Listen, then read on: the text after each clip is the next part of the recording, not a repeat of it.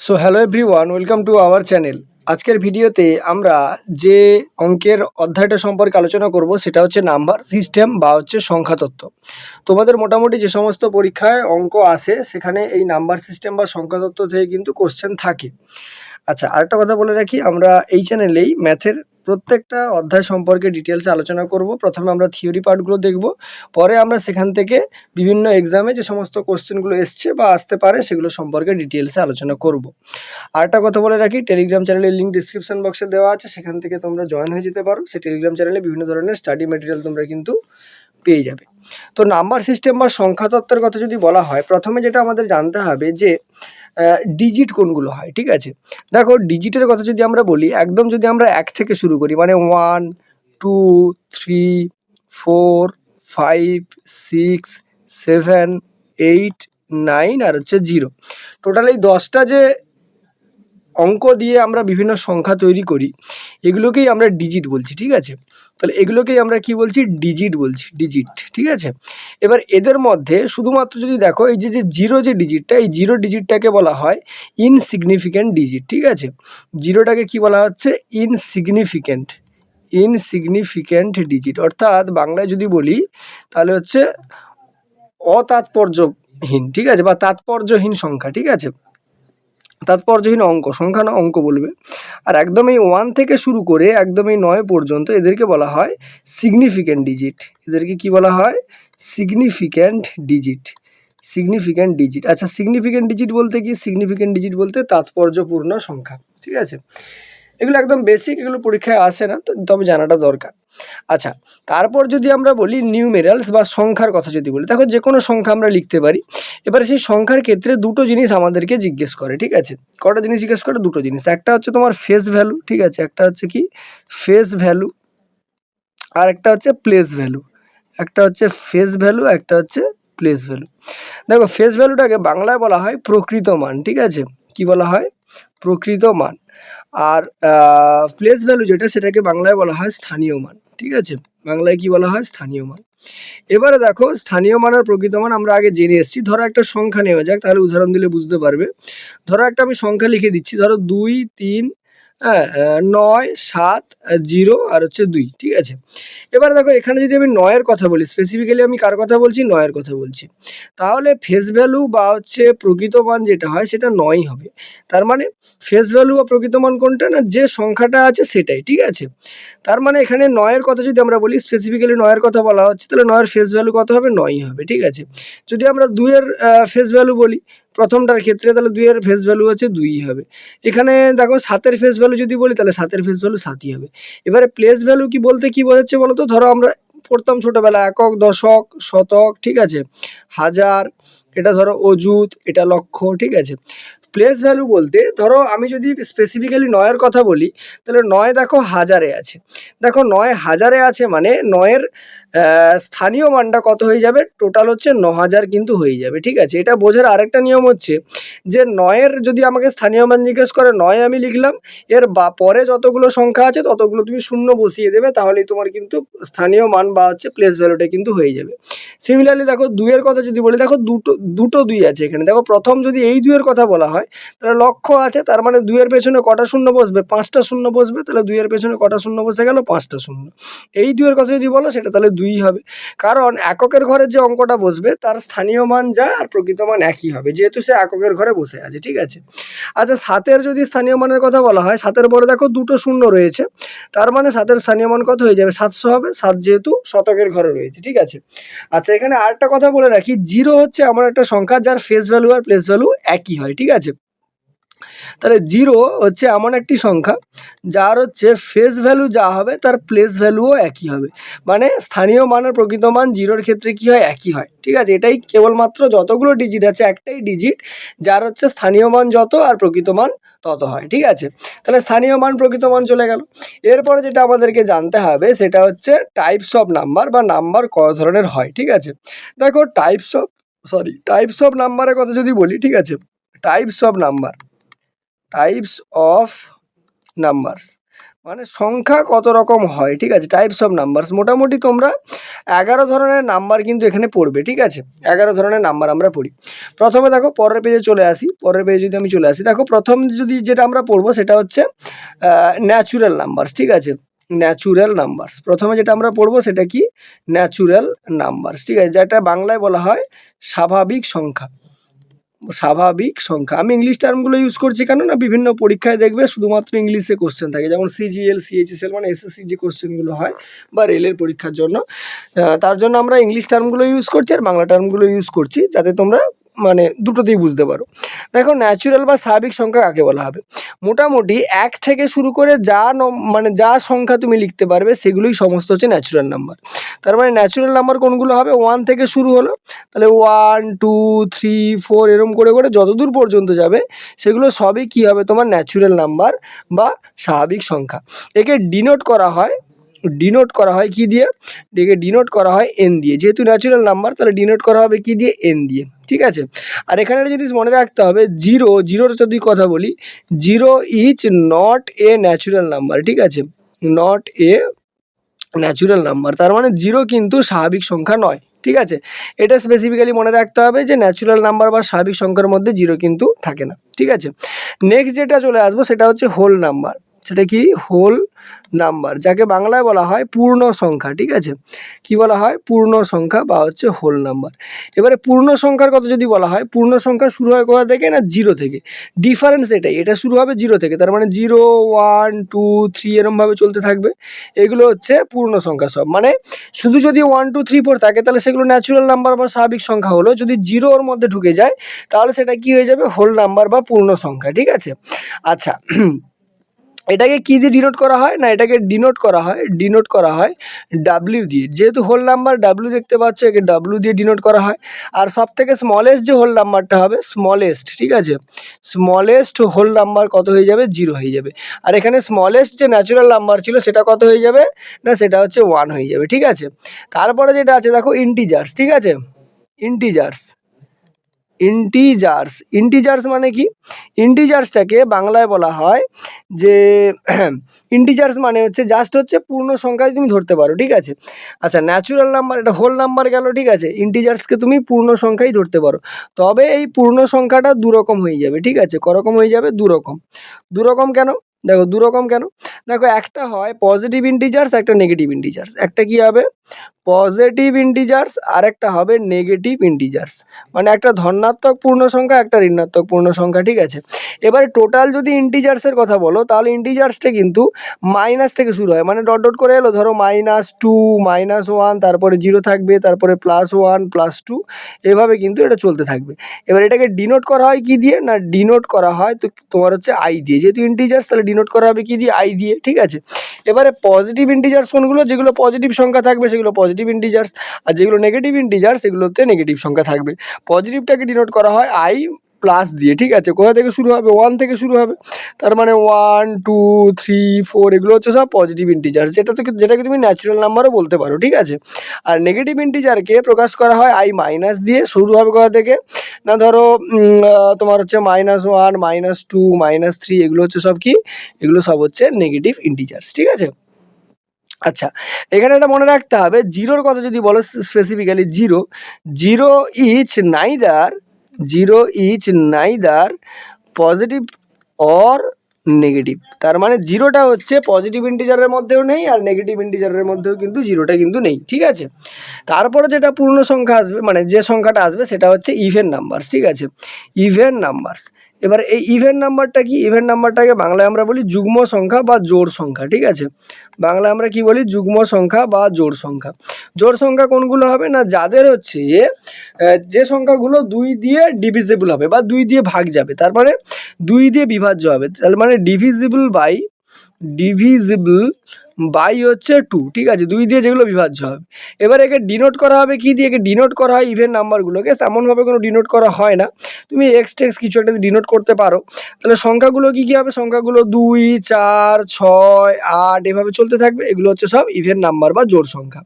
তারপরে যেটা চলে আসবে সেটা হচ্ছে অড নাম্বার, ঠিক আছে, তাহলে অড নাম্বার বা হচ্ছে বিজোড় সংখ্যা। অড নাম্বার বা কি বিজোড় সংখ্যা। বিজোড় সংখ্যা কোনগুলো হবে? এই জোড় সংখ্যাকে যদি বাদ দিয়ে দাও, যেগুলো পড়ে থাকবে সেগুলোই বিজোড় সংখ্যা হবে। আর সেগুলো নিশ্চয়ই 2 দিয়ে ভাগ যাবে না। তার মানে কি আমি কি লিখবো? নট ডিভিজিবল বাই 2, ঠিক আছে? Not divisible by 2। তার মানে সংখ্যা কোনগুলো হবে? 1 হবে, ঠিক আছে? 1, 3, 5, 7, 9 এগুলো হচ্ছে সব কি বিজোড় সংখ্যা বা অড নাম্বার, ঠিক আছে? নেক্সট যেটা চলে আসবো সেটা হচ্ছে প্রাইম নাম্বার বা হচ্ছে মৌলিক সংখ্যা, ঠিক আছে? প্রাইম নাম্বার, প্রাইম নাম্বারকে বাংলায় কি বলা হয়? না হচ্ছে মৌলিক সংখ্যা বলা হয়। দেখো মৌলিক সংখ্যা কাকে বলা হবে? না যে সমস্ত সংখ্যা 1 এবং সেই সংখ্যা ছাড়া অন্য কোনো সংখ্যা দিয়ে ভাগ যাবে না। তার মানে তাদের যে ফ্যাক্টোরিয়ালগুলো হবে সেটা 1 এবং সেই সংখ্যা ছাড়া অন্য কোনো সংখ্যা হবে না, সেগুলো হচ্ছে প্রাইম নাম্বার বা মৌলিক সংখ্যা, ঠিক আছে? তাহলে প্রাইম নাম্বার বা মৌলিক সংখ্যা লিখতে পারো যে সমস্ত সংখ্যা, ঠিক আছে, যে সমস্ত সংখ্যা 1 এবং সেই সংখ্যা ছাড়া 1 এবং সেই সংখ্যা ছাড়া অন্য কোনো সংখ্যা দিয়ে অন্য কোনো সংখ্যা দ্বারা লিখতে পারো, অন্য কোনো সংখ্যা দ্বারা বিভাজ্য নয়, অন্য কোনো সংখ্যা দ্বারা বিভাজ্য নয়, সেগুলো কি হয়ে যাবে? মৌলিক সংখ্যা। এবারে মৌলিক সংখ্যাটা শুরু হয় কোথা থেকে? 2 থেকে। তাহলে 2, 3, 5, 7, তারপরে তোমার 11 এভাবে চলতে থাকবে, ঠিক আছে? তার মানে সবথেকে যে স্মলেস্ট, ঠিক আছে, সবথেকে ছোট স্মলেস্ট প্রাইম নাম্বার হবে কত? না স্মলেস্ট প্রাইম নাম্বার হচ্ছে 2 হয়ে যাবে, ঠিক আছে? স্মলেস্ট প্রাইম নাম্বার কিন্তু 1 নয়, স্মলেস্ট প্রাইম নাম্বার হচ্ছে 2, ঠিক আছে? আচ্ছা, তারপরে দেখো, তারপরে যে সংখ্যাটা চলে আসবো, পরের পেজে আমি চলে আসছি। পরের যে পরের যে নাম্বারটা চলে আসবো সেটা হচ্ছে আমাদের প্রাইম নাম্বার গেল, এবারে হচ্ছে কম্পোজিট নাম্বার, ঠিক আছে? এবারে আমাদের আলোচনার বিষয় কি? Composite number. আচ্ছা, কম্পোজিট নাম্বারকে বাংলায় কি বলে? বাংলায় বলা হয় যৌগিক সংখ্যা। বাংলায় বলা হয় কম্পোজিট নাম্বারকে যৌগিক সংখ্যা। এবারে যৌগিক সংখ্যা মানে কি? যে সমস্ত সংখ্যা 1 এবং সেই সংখ্যা ছাড়াও অন্য সংখ্যা দিয়ে বিভাজ্য হবে, মানে তাদের ফ্যাক্টোরিয়ালটা 1 এবং সেই সংখ্যা ছাড়াও অন্য কোনো সংখ্যা পাওয়া যাবে, মানে উৎপাদক আর কি, ঠিক আছে? তার মানে সংখ্যাগুলো কোনগুলো হবে? সংখ্যাগুলো হচ্ছে তোমার হচ্ছে 4 হবে, 6 হবে, 8, 9, 10, 12, 14, 15 এইভাবে চলতে থাকবে, ঠিক আছে? তার মানে সবথেকে স্মলেস্ট যদি কম্পোজিট নাম্বার বলে, ঠিক আছে, তাহলে সবথেকে স্মলেস্ট যদি কম্পোজিট নাম্বার বলে, তার মানে সবথেকে ছোট যৌগিক সংখ্যা কত হয়ে যাবে? না 4 হয়ে যাবে। তোমাকে এখানে মনে রাখতে হবে যে 1 মৌলিকও নয় আর যৌগিকও নয়, ঠিক আছে? তোমাকে স্পেসিফিক্যালি এখানে কি মনে রাখতে হবে? যে 1 এক নাইদার প্রাইম নর কম্পোজিট, ঠিক আছে? নর কম্পোজিট মানে 1 যে সংখ্যাটা সেটা মৌলিক সংখ্যাও নয় আবার যৌগিক সংখ্যাও নয়, ঠিক আছে? আরেকটা জিনিস এখানে মনে রাখতে হবে, কেবলমাত্র একটাই পাওয়া যায়, মাঝে মাঝে পরীক্ষায় জিজ্ঞেস করে, সেটা হচ্ছে কি? সেটা হচ্ছে যে অনলি ইভেন প্রাইম নাম্বার কত হয়? না 2 হয়, ঠিক আছে? মানে কেবলমাত্র জোড় মৌলিক সংখ্যা হচ্ছে 2 হবে, ঠিক আছে? আচ্ছা, তারপরে যেটা আমরা সংখ্যায় চলে আসবো সেটা হচ্ছে কো প্রাইম নাম্বার। তারপরে যেটা আলোচনায় আসবো কো প্রাইম নাম্বার, যেটাকে আমরা বাংলায় বলি পরস্পর মৌলিক সংখ্যাকে আমরা বাংলায় ইংরেজিতে কি বলি? কো প্রাইম নাম্বার মানে কি? যে এমন কিছু হচ্ছে সংখ্যার জোড় পাওয়া যাবে যেগুলোর গসাগু কত হবে? 1 হবে। তার মানে ধরো আমি এখানে লিখলাম, ধরো 2 আর 3, এদের গসাগু কত হবে? 1 হবে, তার মানে এরা কো প্রাইম হবে। আবার সিমিলারলি আমি লিখলাম ধরো 4 আর 9, দেখো 4 আর 9 যদি গসাগু বের করো সেই কত বেরোবে? 1ই বেরোবে, ঠিক আছে? তার মানে বা এভাবে বলতে পারো, ধরো আমি আরেকটা লিখলাম, ধরো 5 আর হচ্ছে আমি লিখলাম 8। দেখো এই যে জোড়গুলো পাচ্ছ, এই জোড়গুলোকে এমন মানে 1 ছাড়া এমন কোনো সংখ্যা পাবে না যে সংখ্যাটা দিয়ে দুটোকে ভাগ করা যাবে, ঠিক আছে? যেমন দেখো এখানে যদি আমি দেখি 4কে আমি 2 2 দিয়ে ভাগ করতে পারবো, কিন্তু 9কে 2 দিয়ে ভাগ করতে পারবো না। সিমিলারলি 9কে 3 দিয়ে ভাগ করতে পারবো, কিন্তু 4কে আমি আবার 3 দিয়ে ভাগ করতে পারবো না। তার মানে তাদের গসাগু 1 হতে হবে, বা এমন কোনো সংখ্যা পাওয়া যাবে না যে সংখ্যাটা দিয়ে দুটো সংখ্যাকেই ভাগ করা সম্ভব, ঠিক আছে। তাদেরকে আমরা বলছি কো-প্রাইম বা হচ্ছে পরস্পর মৌলিক সংখ্যা, ঠিক আছে। আচ্ছা, তার মানে দেখো তারপরে যেটা আমরা চলে আসবো সেটা হচ্ছে রেশনাল নাম্বারস। রেশনাল নাম্বারস মানে কি? তারপরে যেটা চলে আসবো সেটা হচ্ছে রেশনাল নাম্বারস। রেশনাল নাম্বারকে বাংলায় বলা হয় মূলদ সংখ্যা। রেশনাল নাম্বারকে কি বলা হয়? বাংলায় বলা হয় মূলদ সংখ্যা। এবারে মূলদ সংখ্যা কোনগুলো? না, যে সমস্ত সংখ্যাকে আমি পি বাই কিউ আকারে প্রকাশ করতে পারবো। কি আকারে? পি বাই কিউ আকারে প্রকাশ করতে পারবো, যেখানে কিউর মানটা নট ইজিক্যাল টু 0। দেখো কিউ যদি 0 হয়ে যায় এটা তো আনডিফাইন্ড হয়ে যাবে, ঠিক আছে। তাহলে পি বাই কিউ আকারে যেগুলোকে প্রকাশ করতে পারবো সেগুলোই হচ্ছে রেশনাল নাম্বার হচ্ছে বা মূলদ সংখ্যা হবে, ঠিক আছে। যেমন তুমি এক্সাম্পল কি নিতে পারো, ধরো 3/7 লিখলাম, বা ধরো 8/9 লিখলাম, বা ধরো 13/15 লিখলাম। এগুলো সবই হচ্ছে মূলদ সংখ্যা বা রেশনাল নাম্বার, ঠিক আছে। নেক্সট যেটা আমাদের সংখ্যা আসবে সেটা হচ্ছে ইরেশনাল নাম্বারস বা হচ্ছে অমূলদ সংখ্যা। পরে যেটা আমরা আসছি সেটা হচ্ছে ইরেশনাল নাম্বার বা হচ্ছে অমূলদ সংখ্যা। ইরেশনাল নাম্বার বা হচ্ছে অমূলদ সংখ্যা। অমূলদ সংখ্যা কাকে বলা হবে? যে সমস্ত নাম্বারকে পি বাই কিউ আকারে প্রকাশ করা যাবে না। তার মানে যে সমস্ত সংখ্যাকে আমি এখানে লিখে দিচ্ছি can not be expressed in the form of P by Q. তার মানে পি বাই কিউ আকারে যেগুলোকে প্রকাশ করতে পারবো না সেগুলোই হচ্ছে কি হয়ে যাবে? ইরেশনাল নাম্বার হয়ে যাবে। যেমন এক্সাম্পল দেখো, √2 লিখলাম, বা √3 লিখলাম, বা √11 লিখলাম। এগুলো হচ্ছে সব হচ্ছে কি অমূলদ সংখ্যা, ঠিক আছে। দেখো এ পর্যন্ত আমরা 10টা আলোচনা করে ফেলেছি। আরেকটা আছে আমাদের হচ্ছে রিয়েল নাম্বার, ঠিক আছে। একদম লাস্ট যেটা আমাদের আলোচনার বিষয় সেটা হচ্ছে রিয়েল নাম্বার, যেটাকে আমরা বাংলায় বলি বাস্তব সংখ্যা। রিয়েল নাম্বার বা বাস্তব সংখ্যা। এবার দেখো রিয়েল নাম্বার বা বাস্তব সংখ্যা কাকে বলে?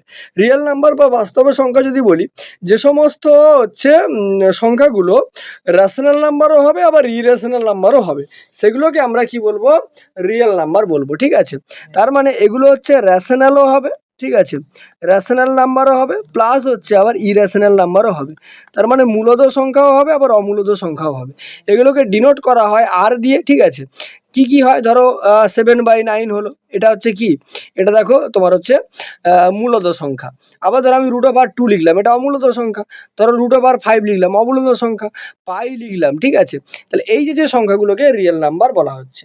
দেখো এখানে অলরেডি আমরা 11টা কিন্তু আলোচনা করে ফেলেছি। কি দেখা গেল? দেখো প্রথমে যেটা আমরা পড়লাম সেটা কি? একদম হচ্ছে ন্যাচুরাল নাম্বার, ঠিক আছে। তারপরে দেখো হোল নাম্বার, ইন্টিজার্স, তারপর even number, odd number, prime number, ঠিক আছে। আর নেক্সট পেজে যেটা পড়লাম আমরা সেটা কি? না সেটা হচ্ছে তোমার হচ্ছে কম্পোজিট নাম্বার, আর হচ্ছে coprime number, rational number, irrational number, আর হচ্ছে রিয়েল নাম্বার, ঠিক আছে। এই মোটামুটি 11 ধরনের হচ্ছে নাম্বারস হয়, ঠিক আছে। এবারে দেখো অ্যাডিশান, এরপরে যেটা আমাদের আসে সেটা হচ্ছে অ্যাডিশান, সাবট্রাকশন, মাল্টিপ্লিকেশন আর ডিভিশন। তার মানে সংখ্যার যোগ, বিয়োগ, গুণ আর ভাগ, ঠিক আছে। এবারে দেখো এগুলো তো আমরা জানি, এগুলো আর বেশি কিছু লেখা হচ্ছে না, ঠিক আছে।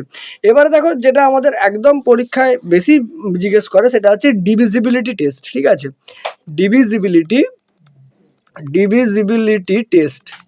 ডিভিজিবিলিটি টেস্ট, তার মানে বাংলায় যাকে বলা হয় বিভাজ্যতার নিয়ম, ঠিক আছে। তার মানে কোনো সংখ্যাকে আমি দেখে কি করে বুঝবো যে ওই সংখ্যাটা কোন সংখ্যা দিয়ে বিভাজ্য হতে পারে, ঠিক আছে।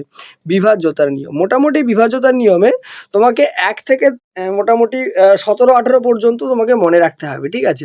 ডিভিজিবিলিটি টেস্ট বা বিভাজ্যতার নিয়ম, এখান থেকে সরাসরি কোশ্চেন জিজ্ঞেস করে। আমরা নেক্সট ক্লাসে সেই কোশ্চেনগুলো সম্পর্কেও কিন্তু আলোচনা করব, ঠিক আছে। প্রথম কথা দেখো, ডিভিজিবিলিটি যদি আমরা বলি ডিভিজিবিলিটি বাই হচ্ছে 1। দেখো 1 দিয়ে তো সমস্ত সংখ্যা ভাগ যায়, তাহলে ওটা আর দেখে লাভ নেই। তাহলে ডিভিজিবিলিটি বাই 2, প্রথমে 2-এ চলে আসি।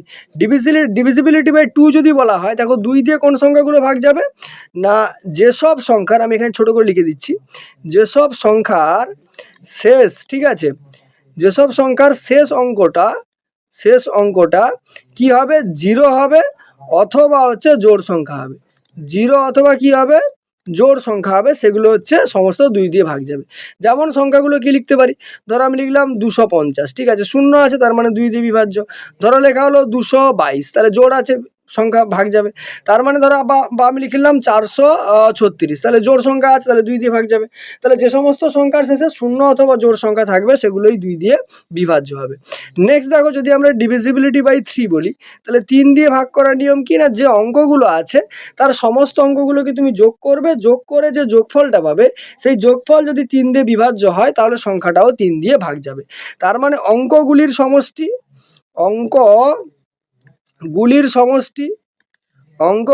সমষ্টি ডিভাইডেড বাই কত হবে, অঙ্কগুলির সমষ্টি ডিভাইডেড বাই 3।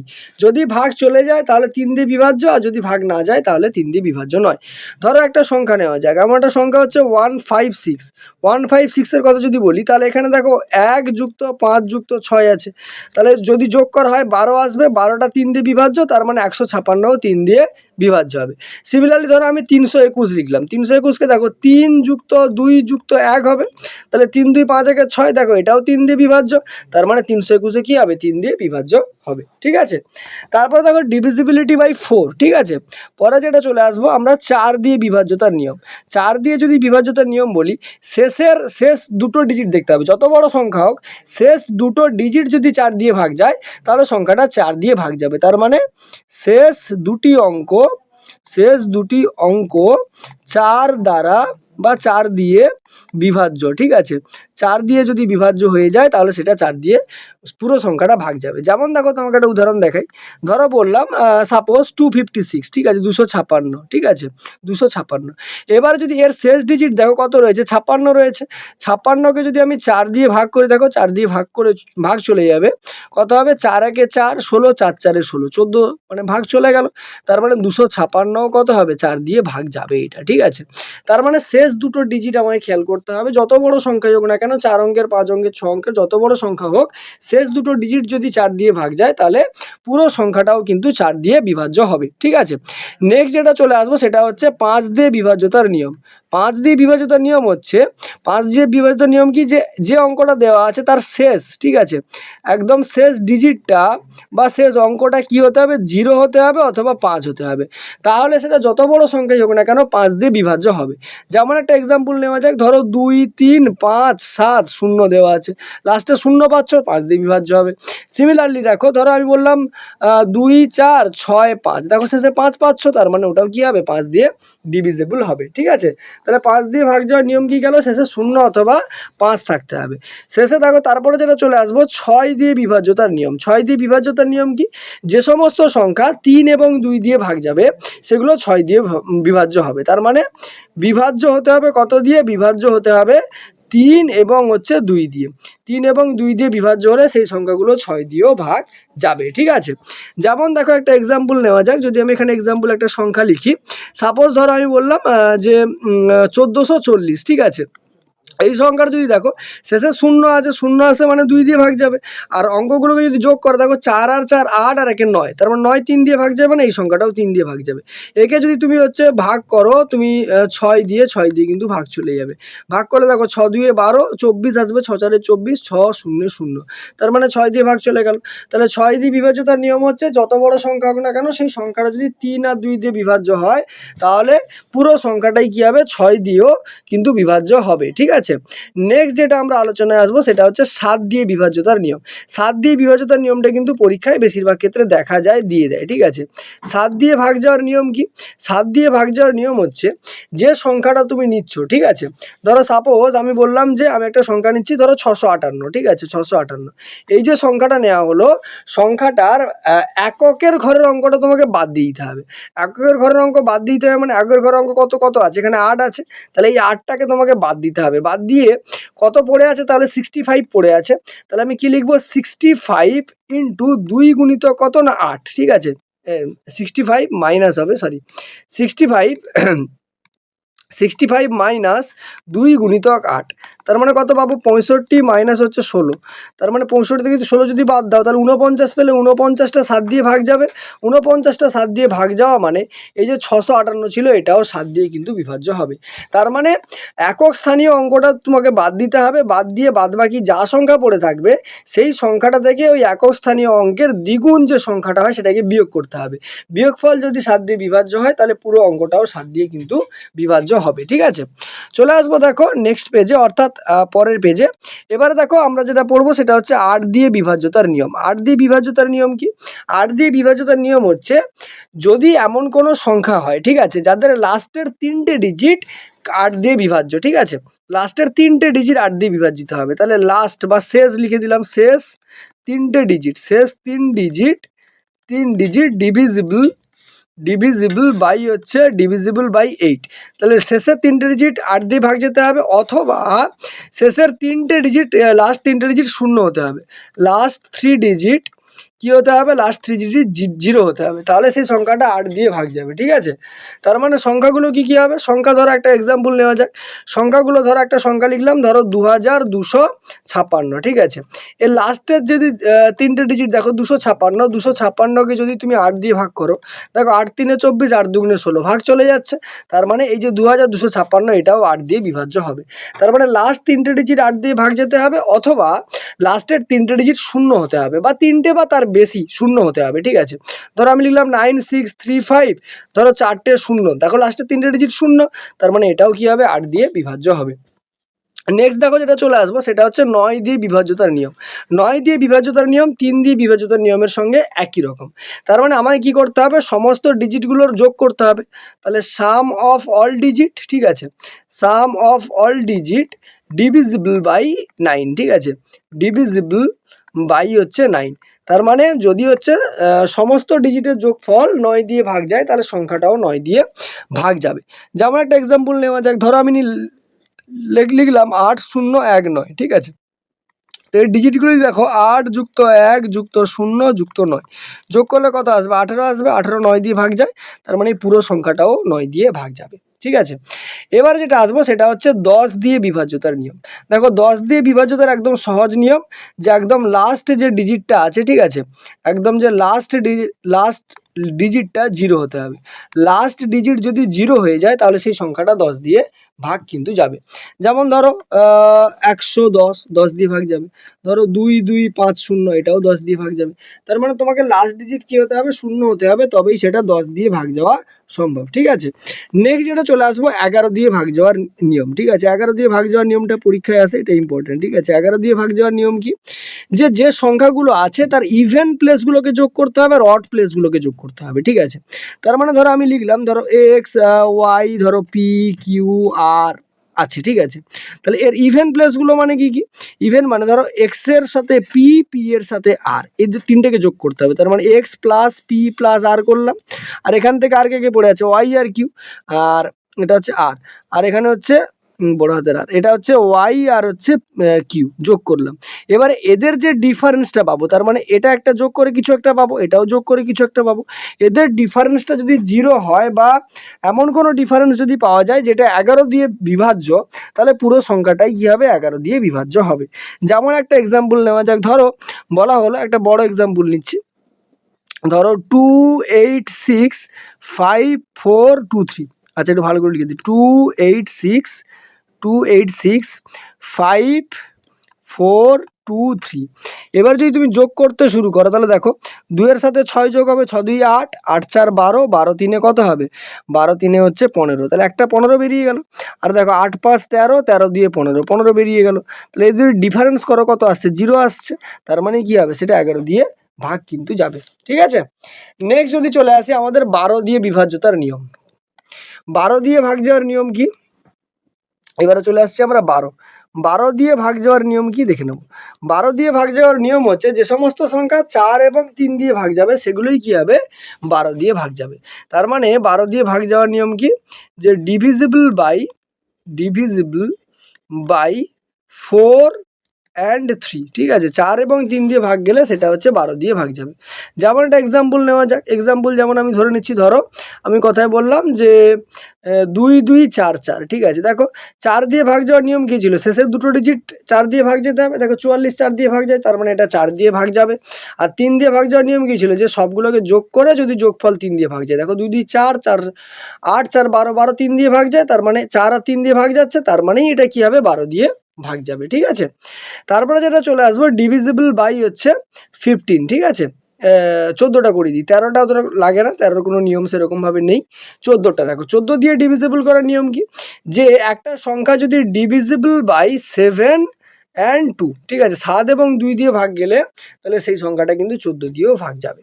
যেমন একটা এক্সাম্পল যদি নেওয়া যায়, যেমন ধরো বলা হলো যে 1232, ঠিক আছে, এই সংখ্যাটা 7 দিয়ে ভাগ যাবে। আর সিমিলারলি দেখো এই সংখ্যাটা আবার 2 দিয়েও ভাগ যাবে, তার মানে এই সংখ্যাটা হচ্ছে তোমার 14 দিয়েও কি হবে, বিভাজ্য হবে। ঠিক আছে, এবার যদি 15 দিয়ে বিভাজ্যতার নিয়ম দেখি, 15 দিয়ে বিভাজ্যতার নিয়ম কি, যে সমস্ত সংখ্যা 5 এবং 3 দিয়ে ভাগ যাবে, ঠিক আছে, ডিভিজিবল বাই 5 অ্যান্ড 3, তাহলে সেই সংখ্যাগুলো কি হবে, 15 দিয়েও ভাগ যাবে। যেমন একটা এক্সাম্পল নেওয়া যাক, ধরো বলা হলো যে 1275, তাহলে এটা দেখো 5 দিয়ে ভাগ যাবে কারণ শেষে 5 আছে, আর 3 দিয়ে কেন ভাগ যাবে, পুরোটাকে যোগ করো, দেখো 2 একে 3, 7 3 10 5 15, 3 দিয়ে ভাগ যাচ্ছে, তার মানে এটা 15 দিয়েও বিভাজ্য হবে। ঠিক আছে, এবার দেখো 16 দিয়ে ভাগ যাওয়ার নিয়ম। 16 দিয়ে ভাগ যাওয়ার নিয়ম কি, 16 দিয়ে ভাগ যাওয়ার নিয়ম হচ্ছে যে লাস্টের যে 4টে ডিজিট সেটা হচ্ছে 16 দিয়ে ভাগ যেতে হবে, তার মানে লাস্ট 4 ডিজিট ডিভিজিবল বাই 16, ঠিক আছে, লাস্টের 4টে ডিজিট যদি 16 দিয়ে ভাগ যায় তাহলে পুরো সংখ্যাটা 16 দিয়ে ভাগ যাবে। তার মানে ধরো একটা সংখ্যা লিখছি আমি, ধরো কথাই বলছি যে 13 আর হচ্ছে 7 আর এটা 6 লিখলাম। ঠিক আছে, লাস্টের 4টে ডিজিট মানে কোনটা, লাস্টের 4টে ডিজিট মানে এই অংশটা। ঠিক আছে, এই অংশটা যদি 16 দিয়ে ভাগ করে দেখো ভাগ চলে যাবে, 3 3 7 6 আছে, 16 দিয়ে যদি ভাগ করো দেখো 16 দুয়ে কত হবে, 16 দুয়ে 32 হবে, তাহলে এখান থেকে 1 আর 17 নামলো, 16 একে কত হবে 16, 1 আর 16 নামলো, 16 একে 16, তার মানে পুরোটা এই 4টে সংখ্যা ডিভিজিবল হচ্ছে, 4টে সংখ্যা ডিভিজিবল হচ্ছে মানে পুরো সংখ্যাটাও 16 দিয়ে কি হবে, ভাগ কিন্তু চলে যাবে। ঠিক আছে, এবারে যেটা আসবো আমরা 18 দিয়ে বিভাজ্যতার নিয়ম। ঠিক আছে, মাঝখানে 17 নেই, ওগুলো একদম যেহেতু প্রাইম নাম্বার, ওগুলোর এমন কোনো নিয়ম নেই। 18 দিয়ে ভাগ যাওয়ার নিয়ম কি, 18 দিয়ে ভাগ যাওয়ার নিয়ম হচ্ছে যে লাস্ট যে ডিজিটটা সেটা হচ্ছে ইভেন হতে হবে আর পুরো সংখ্যাটা হচ্ছে 9 দিয়ে ভাগ যেতে হবে, তার মানে শেষ অঙ্কটা, ঠিক আছে, শেষ অঙ্ক কি হতে হবে, জোড় হতে হবে, জোড় এবং 9 দিয়ে বিভাজ্য, তাহলে সেই সংখ্যাটা কি হবে, সেই সংখ্যাটা কিন্তু 18 দিয়ে ভাগ চলে যাবে। ঠিক আছে, যেমন একটা এক্সাম্পল নেওয়া যাক, ধরো বলা হলো যে 2 3 5 এটা 2, ঠিক আছে, তাহলে এই যে পুরো সংখ্যাটা দেখছো, তাহলে এখানে এটা দেখো 2 আছে মানে কি জোড় আছে এখানটাতে। ঠিক আছে, আর 9 দিয়ে বিভাজ্য কেন বলছি, দেখো পুরোটাকে যোগ কর, আচ্ছা 2 না, আরেকটা সংখ্যা বসাও, ধরো 2 এলো তো 12, ধরো এখানে 6 দিয়ে দাও। ঠিক আছে, দেখো এবার পুরো সংখ্যাটাকে যোগ করো, কারণ 9 দিয়ে ভাগ যাওয়ার নিয়ম কি ছিল, অঙ্কগুলোকে যোগ করে যদি 9 দিয়ে ভাগ যায়, তাহলে 6 আর 2 8, 8 আর 3 11, 11 5 কত হবে 16, 16 দিয়ে 18, দেখো 18 9 দিয়ে বিভাজ্য, তার মানে পুরো সংখ্যাটাও 9 দিয়ে বিভাজ্য, তার মানে আমি বলতে পারি এই যে পুরো সংখ্যাটাই 18 দিয়ে কি হবে, বিভাজ্য কিন্তু হবে। ঠিক আছে, মোটামুটি মোটামুটি এগুলো জানলেই হবে, এর থেকে বেশি কিছু জানার দরকার নেই। মোটামুটি এই কটা বিভাজ্যতার নিয়ম তোমাদেরকে মনে রাখতে হবে। নেক্সট যদি আমরা চলে আসি, নেক্সট যেটা আমরা আলোচনা করব সেটা হচ্ছে ইউনিট ডিজিট এক্সপ্রেশন। ঠিক আছে, ইউনিট ডিজিট মানে কি, এককের ঘরের সংখ্যা জিজ্ঞেস করে। ঠিক আছে, সেটাকেই আমরা বলছি ইউনিট ডিজিট এক্সপ্রেশন, সেটাকে আমরা কি বলছি, ইউনিট ডিজিট এক্সপ্রেশন। ঠিক আছে, এবার দেখো ইউনিট ডিজিট এক্সপ্রেশনের কথা যদি বলা হয়, সেটার কিছু নিয়ম আছে। ঠিক আছে, যেমন ধরো ইউনিট ডিজিট বলতে কি বোঝাচ্ছে সেটা আমি বলি। ধরো সিম্পল আমাকে দেওয়া আছে যে 108, ঠিক আছে, 108 গুণিতক 92 গুণিতক ধরো 15। ঠিক আছে, এর ইউনিট ডিজিট কত আমাকে জিজ্ঞেস করছে, তাহলে আমি এককের ঘরের সংখ্যাগুলো নেব। দেখো 8 আর 2 যদি গুণ করি, এখানে যদি 8 আর 2 গুণ করি কত পেলাম 16, 16 আমি শুধু 6 নেব, 6 আর 5 যদি গুণ করো কত পাবে 30, তার মানে ইউনিট ডিজিট কত বেরিয়ে গেল, 0 বেরিয়ে গেল। ঠিক আছে, আর একটা জিনিস বলে রাখি, যদি দেখো যে এমন অনেকগুলো সংখ্যা আছে যেখানে একটা সংখ্যার শেষে 0 আছে, তার মানে তার ইউনিট ডিজিট কত বেরোবে, 0ই বেরোবে, কারণ 0-র সাথে কোনো সংখ্যা গুণ করলে সবসময় কত আসবে, 0 আসবে। ঠিক আছে, এটাকেই বলা হচ্ছে ইউনিট ডিজিট, বোঝা গেল। এবারে ইউনিট ডিজিট একটা আলাদা রকমভাবে আমি একটা ক্লাস করিয়ে দেবো, গোটা 3 ক্লাস হবে। ইউনিট ডিজিটটা ভালো করে পড়লে তোমাকে বড় বড় ক্যালকুলেশনের যে অঙ্কগুলো থাকে সেগুলো আর করতে হবে না, তুমি সেখান থেকে করতে পারবে, ঠিক আছে। আচ্ছা, তারপরে দেখো যদি ইন্ডেক্স মানে হচ্ছে এ আকারে থাকে, মানে সূচক আকারে থাকে, সেক্ষেত্রে কি করা যাবে, ঠিক আছে। ধরো একটা সংখ্যা লেখা আছে, ধরো a to the power b লেখা আছে, ঠিক আছে। এবার এর ক্ষেত্রে যদি ইউনিট ডিজিট জিজ্ঞেস করে, দেখো এর ক্ষেত্রে দুটো কেস হয়, একটা দুটো বলছি, গোটা 4 কেস হয়, ঠিক আছে। প্রথম কেস যদি আমি বলি যে প্রথম কেস যেটা আমি ধরে নিচ্ছি যে ধরো এই যে উপরে যে বিটা আছে, বি হচ্ছে 4-এর গুণিতক, বি কার গুণিতক, বি 4-এর গুণিতক, আমি বি 4-এর গুণিতক ধরে নিলাম। বি যদি 4-এর গুণিতক হয়ে যায়, ঠিক আছে, তার আবার দুটো কেস বেরোবে, সেক্ষেত্রে এটা দেখা গেল, এটা দুটো কেস বেরোবে, এটা এক ক্ষেত্রে এটা দেখা গেল যে এটা হচ্ছে জোড় সংখ্যা, ঠিক আছে, আর এক ক্ষেত্রে এটা দেখা গেল যে বিজোড় সংখ্যা। যদি জোড় সংখ্যা হয়ে যায় তাহলে তার ইউনিট ডিজিট কত হবে, না ইউনিট ডিজিট হচ্ছে 6 হবে, কত হবে, 6 হবে। আর যদি বিজোড় সংখ্যা হয়ে যায় তার ইউনিট ডিজিট কত হবে, তার ইউনিট ডিজিট 1 হবে, মনে রাখতে হবে তোমাকে, ঠিক আছে। মানে সিম্পল ধরো একটা সংখ্যা নিলাম, ধরো 2 3 1 5 টু দি পাওয়ার দেখা গেল বলা আছে ধরো 256, ঠিক আছে। তাহলে 256 দেখো এটা 4 দিয়ে ডিভিজিবল, এই যে উপরে যে সূচকটা আছে সেটা 4 দিয়ে ডিভিজিবল, মানে এই নিয়মে পড়ে যাচ্ছে। এবার এই সংখ্যাটা কি বিজোড় সংখ্যা, বিজোড় সংখ্যা মানেই এর ইউনিট ডিজিট কত হয়ে যাবে, 1 হয়ে যাবে। যদি জোড় সংখ্যা থাকতো তার একক সংখ্যা বা এককের ঘরের সংখ্যা বা ইউনিট ডিজিট কত হতো, না 6 হয়ে যেত, ঠিক আছে। এই একটা কেস গেল, সরি। এবারে দেখো সেকেন্ড কেসে চলে আসি। সেকেন্ড কেস যেটা বলছে, সেকেন্ড কেসে কি বলছে, সেকেন্ড কেসে দেখা গেল যে বিটা হচ্ছে 4-এর গুণিতক নয়, ঠিক আছে, বি 4-এর গুণিতক নয়। বি যদি 4-এর গুণিতক নয়, এরকম কেস হয়, তাহলে সেক্ষেত্রে কি হবে, সেক্ষেত্রে যে ঘটনাটা ঘটে যে আমি ধরো মনে করলাম যে ভাগ করার পরে একটা ভাগশেষ তুমি পাবে, ভাগ করার পরে ভাগশেষ একটা পাবে, সেই ভাগশেষটাকে আমি আর মনে করলাম, ঠিক আছে, ভাগশেষটাকে কি মনে করলাম, আর মনে করলাম। সেক্ষেত্রে ভাগশেষ যদি আর হয়ে যায়, ঠিক আছে, আর হয়ে যায়, তাহলে যে ইউনিট ডিজিটটা হবে সেটা কত হবে, না সেক্ষেত্রে ইউনিট ডিজিট যেটা হবে সেটা হচ্ছে এ টু দি পাওয়ার, আচ্ছা একটু লিখে দিই, দেখো বিকে আমি 4 দিয়ে ভাগ করে আর ভাগশেষ পেলাম। একটা আমরা সূত্র পড়েছিলাম যে ভাজ্য সমান ভাজক গুণিতক ভাগফল যুক্ত ভাগশেষ। তাহলে ভাজ্য কত, বি, তাহলে বি সমান 4 ইন্টু ভাগফলটাকে আমি কিউ ধরলাম, 4 কিউ প্লাস কত হবে, আর হয়ে যাবে, 4 কিউ প্লাস কত, আর, ঠিক আছে। আমি এখানে লিখে দিচ্ছি, আমি ভাগফলটাকে কিউ ধরলাম, ঠিক আছে, ভাগফলটাকে কিউ ধরলাম, তাহলে এটা আমরা পাচ্ছি 4 কিউ প্লাস আর, ঠিক আছে। তাহলে এই যে এ টু দি পাওয়ার বি ছিল, এর যে ইউনিট ডিজিটটা আসবে সেটা কার ইউনিট ডিজিটের সঙ্গে সমান হবে, না সেটা হচ্ছে এ টু দি পাওয়ার আর এর ইউনিট ডিজিটের সঙ্গে সমান হবে, এ টু দি পাওয়ার আর এর ইউনিট ডিজিটের সঙ্গে সমান হবে। হয়তো বোঝা গেল না, আমি একটা এক্সাম্পল নেই, তাহলে বুঝতে পারবে।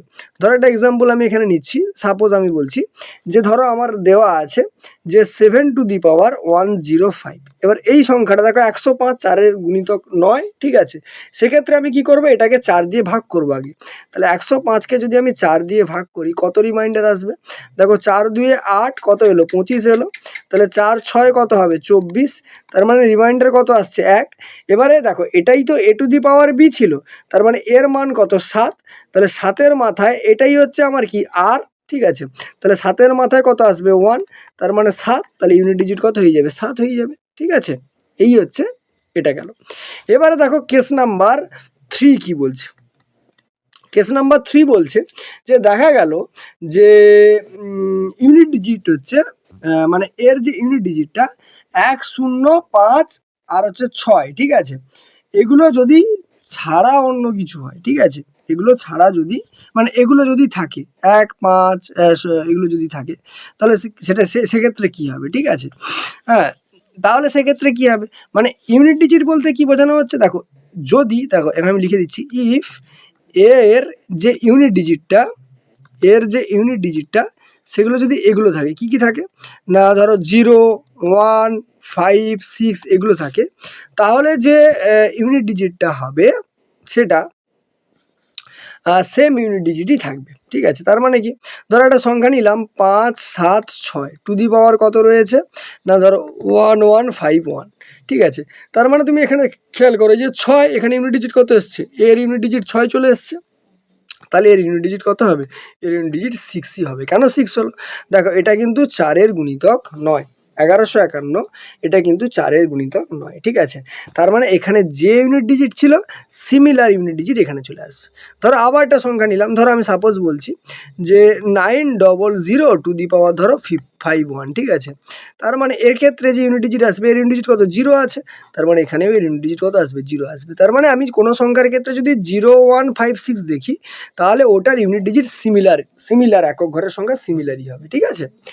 একদম লাস্টের টাইপে আমরা চলে আসছি কেস নাম্বার 4, ঠিক আছে। কেস নাম্বার 4-এ কি বলছে, যে যদি দেখা যায় ইউনিট ডিজিট, ঠিক আছে, এই যে এ ছিল না, এই যে এর ইউনিট ডিজিটটা 9 আছে, ঠিক আছে, 9 আছে, আর 9 ওর মাথায় দেখা গেল পাওয়ারটা হচ্ছে ইভেন মানে জোড় সংখ্যা আছে, ঠিক আছে। তাহলে তার হচ্ছে তোমার হচ্ছে ইউনিট ডিজিট কত হবে, 1 হবে, ঠিক আছে। আর যদি অড হয় তাহলে হচ্ছে ইউনিট ডিজিট 9 হবে। তার মানে কি বলা হলো, যে এর ক্ষেত্রে ইউনিট ডিজিট যদি 9 থাকে, এর ক্ষেত্রে ইউনিট ডিজিট কত পেলে, ইউনিট ডিজিট যদি 9 থাকে, আর যে পাওয়ারটা বলা হচ্ছে মানে উপরে যে ঘাতটা, সেটা এক ক্ষেত্রে জোড় হতে পারে, এক ক্ষেত্রে কি হতে পারে, জোড় হতে পারে, আর এক ক্ষেত্রে বিজোড় হতে পারে, ঠিক আছে। জোড় যদি হয়ে যায় সেক্ষেত্রে তার এককের ঘরের অঙ্ক কত হয়ে যাবে না, জোড় হয়ে গেলে 1 হয়ে যাবে, ঠিক আছে, আর বিজোড় হয়ে গেলে সেটা 9 হবে। কারণ একটা সিম্পল উদাহরণ দিই, ধরো আমি বললাম 539 টু দি পাওয়ার, ধরো আমি সিম্পল উদাহরণ দিচ্ছি 2, তাহলে 2 দিয়ে গুণ করা মানে কি 9 9 81 মানে ইউনিট ডিজিট 1 আসবে। আবার একই রকমভাবে ধরো 539 টু দি পাওয়ার দেখা যাবে 3 লিখলাম, তাহলে 9 9 81, 81কে 9 দিয়ে গুণ করলে আবার কত চলে আসবে না 529, তার মানে শেষে কত চলে আসছে 729, তার মানে 9 চলে আসছে। তার মানে জোড় থাকলে হচ্ছে 1 হবে, আর বিজোড় থাকলে কত হবে, 9 হবে। এই মোটামুটি তোমার ইউনিট ডিজিটের এক্সপ্রেশন চলে গেল, ঠিক আছে। এবারে এখানে তোমাকে আর কয়েকটা ফর্মুলা এই চ্যাপ্টারে তোমাকে মনে রাখতে হবে, সেই ফর্মুলাগুলো একটু বলে দিই। প্রথম কথা হচ্ছে কি কি ফর্মুলা মনে রাখতে হবে, যে ফর্মুলাগুলো মনে রাখতে হবে সেগুলো হচ্ছে যে যদি আমরা কোনো সংখ্যার আচ্ছা ছেড়ে দাও, ধরো বলা গেল যে প্রথম n ন্যাচুরাল নাম্বার আছে, ঠিক আছে, তাহলে sum of n natural numbers, sum of n natural number মানে প্রথম n সংখ্যক স্বাভাবিক সংখ্যার হচ্ছে যোগফল কত হবে। যোগফল যেটা হয় ফর্মুলা হচ্ছে n into n+1 divided by কত হয়, 2 হয়। ফর্মুলাগুলো মুখস্থ করতে হবে, ঠিক আছে। তারপরে যেটা ধরো বলা হচ্ছে যে sum of first n odd numbers, ঠিক আছে। অড নাম্বার মানে প্রথম n সংখ্যক হচ্ছে বিজোড় সংখ্যা, ঠিক আছে। বিজোড় সংখ্যা যদি হয়ে যায় তার যে যোগফলটা হয়ে যায় সেটা হচ্ছে n এর স্কোয়ারের সঙ্গে সমান হয়ে যাবে, ঠিক আছে। সিম্পল একটা এক্সাম্পল নিয়ে তোমাকে বোঝাই, দেখো ন্যাচুরাল নাম্বার বলা হচ্ছে, ন্যাচুরাল নাম্বারের কথা যদি বলা হয়, ন্যাচুরাল নাম্বারের কথা যদি আমরা বলি, দেখো ন্যাচুরাল নাম্বার কি হয়, ন্যাচুরাল নাম্বার একদম হচ্ছে আমাদের 1 থেকে শুরু হয়, ঠিক আছে। তাহলে 1 2 আর ধরো মনে করো 3 নিলাম, ঠিক আছে। তাহলে এক্ষেত্রে n এর মান কত, 3 আছে, তাহলে যোগফল এমনি যদি নর্মাল যোগ করি, দেখো 1 + 2 + 3 কত আসবে না, দেখো 6 চলে আসছে। এই সূত্র যদি বসাও তাহলে n এর জায়গায় 3 বসাবো, 3 × 3 + 1 ডিভাইডেড বাই কত হবে 2, তার মানে দেখো 3 × 4 বাই কত হবে 2, 2 2 এ 4 হবে, দেখো 3 2 সেই 6ই আসছে। তার মানে এটা এখান থেকে বেরিয়ে গেল। এটা হচ্ছে অড নাম্বার মানে বিজোড় সংখ্যা, তার 1 3 5 এরকম করে যাচ্ছে, ঠিক আছে। তাহলে দেখো এটা যদি যোগ করো, দেখো টোটালটা কত পাবে, 3 1 4 5 4 কত পাবে 9 পেয়ে যাবে, ঠিক আছে। আর n এর মান কত, এখানে 3 আছে প্রথমে, মানে 3টে সংখ্যা আছে, 5 কিন্তু নয়, 3টে সংখ্যা আছে। তার মানে n স্কোয়ার যদি করো তাহলে সেটা 3 এর স্কোয়ার হবে, সেটাও দেখো কত বেরোবে 9 বেরোবে, এটা একটা চলে গেল। তারপরে যেটা ফর্মুলা আসবে সেটা হচ্ছে সাম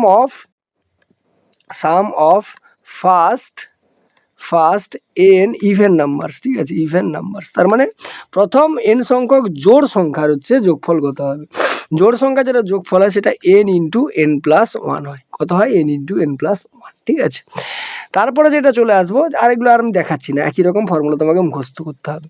সাম অফ স্কোয়ারস, ঠিক আছে, sum of squares of first n natural numbers, ঠিক আছে, ফার্স্ট n ন্যাচুরাল নাম্বারস। তার মানে প্রথম n সংখ্যক বর্গের যোগফল, ঠিক আছে, সে তার ফর্মুলাটা কি হয় না, সেটা হচ্ছে n plus 1 into 2n plus 1 divided by কত হয়ে যাবে, ডিভাইডেড বাই হচ্ছে 6, ঠিক আছে। মানে কোন কোন সংখ্যা বলা হচ্ছে বলো তো, একটু বলে দিই। দেখো 1 এর স্কোয়ার প্লাস ধরো 2 এর স্কোয়ার প্লাস 3 এর স্কোয়ার, সেটা এই ফর্মুলা দিয়ে করা যেতে পারে, ঠিক আছে। তারপরে যেটা দেখো সেটা আমরা পড়বো, সেটা হচ্ছে কিউব। দেখো আমাদের স্কোয়ার চলে গেল, তাহলে এবারে কিউব করতে হবে। তাহলে sum of cube of first n natural numbers, ঠিক আছে। তার ফর্মুলা কি হয়, ন্যাচুরাল নাম্বার যেটা ফর্মুলা হয়, যদি কিউ বের করি তাহলে ফর্মুলা হচ্ছে n into n plus 1 divided by 2, পুরোটার কী হবে, হোল স্কোয়ার। তার মানে কোন কোন সংখ্যা বলা হচ্ছে, যে 1 এর কিউব প্লাস ধরো 2 এর কিউব প্লাস 3 এর কিউব, সেগুলো করার জন্য এইটা আমরা বসাতে পারি, ঠিক আছে। এই হচ্ছে গেল। এবারে দেখো আর কিছু কিছু জিনিস তোমাকে জানতে হবে, ঠিক আছে। সেগুলো কি, সেগুলো দেখো, সেগুলো একটু বলে দিই। সেগুলো হচ্ছে, প্রথম যেটা জানতে হবে, যে দেখা যাবে এরকমভাবে দেওয়া আছে যে x⁴m মাইনাস a⁴m, এই যে সংখ্যাটা, এই সংখ্যাটা ডিভিজিবল বাই বলে দেওয়া আছে, divisible by x minus a for all values of m। তার মানে এরকম আকারে যদি কোনো সংখ্যা থাকে তাহলে সেটা সবসময় x মাইনাস এ দ্বারা বিভাজ্য হবে, সেখানে m এর মান যা খুশি হয়ে যাক না কেন। তার মানে দেখো একটা এক্সাম্পল যদি নেই, ধরো আমি সাপোজ বললাম, ধরো এখানে বলা আছে, আমি লিখছি যে x⁴ ধরো 3 মাইনাস দেখা যাবে 3⁴, এই যে সংখ্যাটা, এটা সবসময় দেখো x মাইনাস 3 দিয়ে কী হবে, বিভাজ্য হবে, ঠিক আছে। এটা একটা ফর্মুলা গেল। নেক্সট যেটা, সেটা হচ্ছে x⁴m minus a⁴m divisible by x plus a। তার মানে এই সংখ্যাটা x প্লাস a দিয়ে ভাগ যাবে যদি if m equal to even, মানে m এর ভ্যালুটা যদি ইভেন হয় বা জোড় সংখ্যা হয়, ঠিক আছে, জোড় সংখ্যা হয়। তার মানে একটা এক্সাম্পল যদি নেই, ওপরে ওই এক্সাম্পলটাই নিচ্ছি, ধরো x3, ঠিক আছে, ওপরে ওই এক্সাম্পলটাই আমি নিয়ে নিচ্ছি। ধরো আমি বলছি x3, ঠিক আছে। আচ্ছা, ইভেন বলেছে, তার মানে ধরো x⁴ মাইনাস ধরো 3⁴, এই যে সংখ্যাটা কত দিয়ে ভাগ যাবে, x প্লাস হচ্ছে 3 দিয়ে ভাগ যাবে, বোঝা গেল। নেক্সট যেটা ফর্মুলা আছে, এরকম তোমাদের 3টে ফর্মুলা আছে, ঠিক আছে। নেক্সট যে ফর্মুলাটা আছে সেটা হচ্ছে x⁴m প্লাস হচ্ছে a⁴m, এই যে সংখ্যাটা ডিভিজিবল হবে,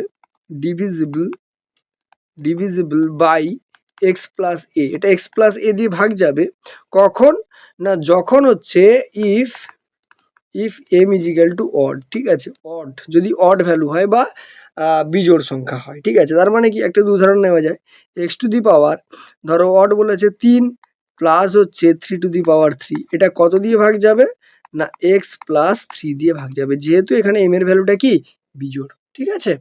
তাহলে মোটামুটি এই কয়েকটা জিনিস যদি তুমি মনে রাখতে পারো, তাহলে তোমার মোটামুটি নাম্বার সিস্টেমের আর কোনো থিওরি কিন্তু তোমার এখানে থাকলো না, ঠিক আছে। নেক্সট ক্লাসে আমরা নাম্বার সিস্টেমের যে প্রিভিয়াস ইয়ারের কোশ্চেনগুলো আছে সেগুলো সম্পর্কে, বিভিন্ন এক্সামে যেগুলো এসছে, ডিটেলসে আলোচনা করব। তাহলে দেখা হবে পরের ভিডিওতে। চলো, টাটা।